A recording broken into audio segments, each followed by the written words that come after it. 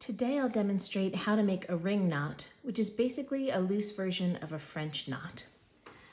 So if we look at this floral piece, most of the knots that we're seeing in the center of these flowers, like this little red knot, this yellow knot, these pink knots, are typical French knots, which are pulled very tight to form a ball.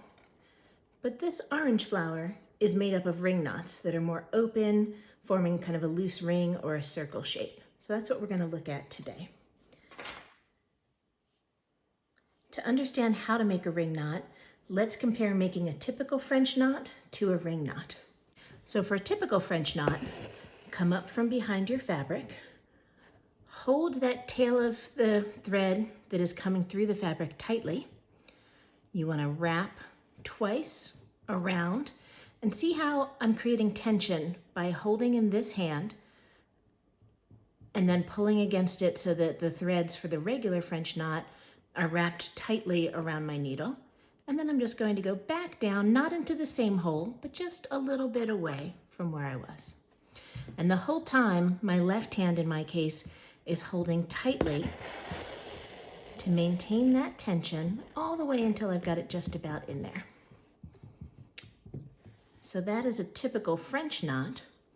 And a ring knot, it's basically the same process, but without the tension. So for the ring knot, I'm again going to come up from under my fabric, pull all the way through. I'm just going to loosely hold on to my thread this time.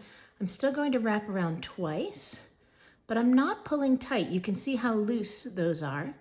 And when I go back down, I find it helpful if I just hold the rings that have formed. I'm going to let go for a second so you can see the loose rings.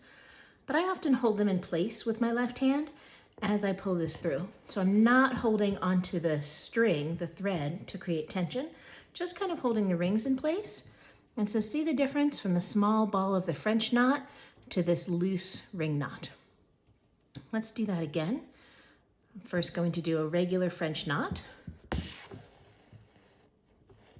where I'm holding on to create tension so the two wraps are tight around my needle. And I'm holding on with my left hand the whole time here while I'm pulling my thread through the fabric. I'm using quite a big needle.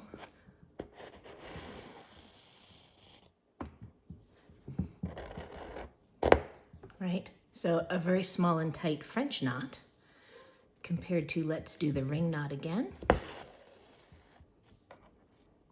Same process, we're wrapping twice. We're going down through a different hole. But in this case, I'm not holding on to create that tension. I'm letting these loose rings form. And I'm going to go ahead and just hold that ring down while I pull through, because I find that that makes it easier. Okay, so that's the difference between a regular French knot and a loose ring knot.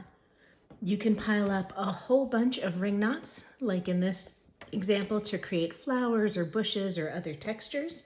And it's really just a nice texture compared to a more typical French knot.